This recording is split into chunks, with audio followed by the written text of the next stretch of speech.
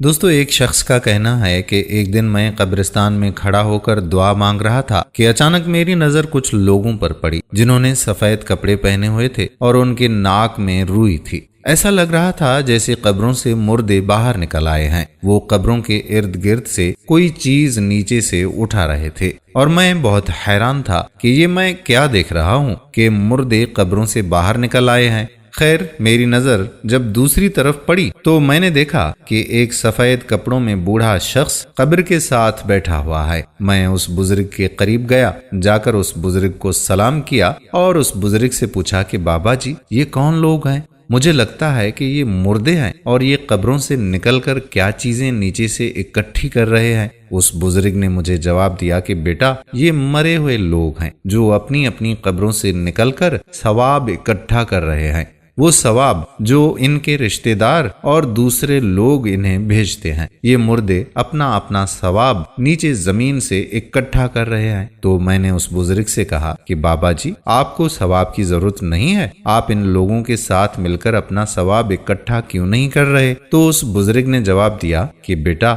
मुझे इन लोगों की तरह सवाब इकट्ठा करने की जरूरत नहीं पड़ती, मुझे कब्र के अंदर बैठे बिठाए सवाब मिल जाता है। तो मैंने उस बुजुर्ग से पूछा कि बाबा जी वो किस तरह आपको कब्र के अंदर बैठे बिठाए सवाब मिल जाता है? तो उस बुजुर्ग ने मुझे जवाब दिया कि बेटा मैंने अपने बेटे को हाफिज़े कुरान बनाया था। वो मिठाई का कारोबार करता है और साथ साथ कुरान पाक पढ़ता रहता है और सारा दिन वो जितना भी कुरान करीम पढ़ता है उसका सवाब मुझे पहुंचा देता है। तो इस तरह कब्र के अंदर बैठे बिठाए सवाब मिल जाता है, मुझे उन लोगों की तरह सवाब इकट्ठा करना नहीं पड़ता। मैंने उस बुजुर्ग से पूछा कि आपके बेटे का नाम क्या है? तो उस बुजुर्ग ने मुझे बताया कि मेरे बेटे का नाम मोहम्मद इमरान है और उसकी फलां जगह मिठाई की दुकान है। तो उसी वक्त मेरी आंख खुल गई। हकीकत में ये एक ख्वाब था जो मैं देख रहा था। ख्वाब से बेदार होते ही मुझे बहुत ज्यादा परेशानी हुई कि ये कैसा ख्वाब है, कौन मोहम्मद इमरान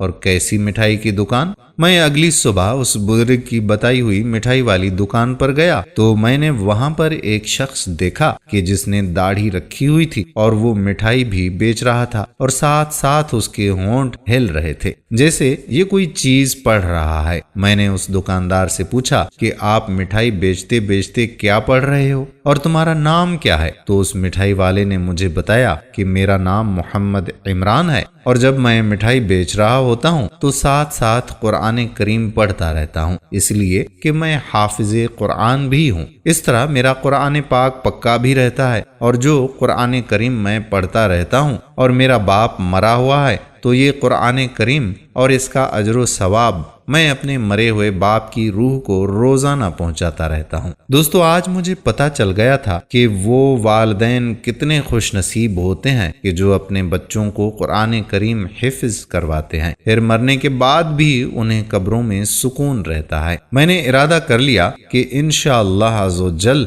मैं भी अपने बेटे को कुरान करीम का हिफ्ज़ करवाऊंगा। अल्लाह पाक हम सबको ये तौफीक फरमाए कि हम भी अपने बच्चों को हाफिज़े कुरान बनाएं। हम उम्मीद करते हैं कि हमारी वीडियो आपको ज़रूर पसंद आई होगी और अपने दोस्तों के साथ इसे शेयर भी करेंगे। आने वाली वीडियो तक अपने मेज़बान कादिर बख्श कल्होड़ो को इजाज़त दीजिए। अल्लाह हाफिज़।